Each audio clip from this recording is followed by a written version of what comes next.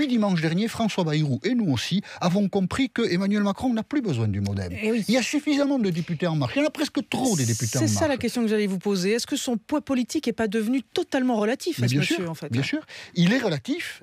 Et si François Bayrou commence à poser des problèmes, d'abord parce qu'il n'accepte pas l'autorité, ensuite parce qu'une enquête préliminaire le menace, c'est à partir de ce moment-là, c'était votre première question Fabienne, donc il a quand même fallu 6 minutes pour y répondre, je suis désolé, à partir de ce moment-là, Emmanuel Macron se dira, je le garde ou je le garde pas? Est-ce qu'il y a une il dette reste ou il reste pas? Alors justement, est-ce qu'il y a une dette de Emmanuel Macron vis-à-vis de François Bayrou? Parce qu'à un moment, quand même, au moment de l'élection, alors c'est vrai qu'on oublie vite en politique, puis après tout, il n'a plus besoin de rien maintenant, Emmanuel Macron, mais à un moment, il lui a servi à quelque chose quand même. Il lui a servi. Alors franchement...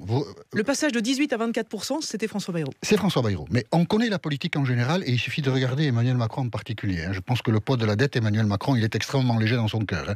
Si François Bayrou devient un peu lourd à traîner, je ne doute pas une seconde qu'il coupera le fil, Emmanuel Macron.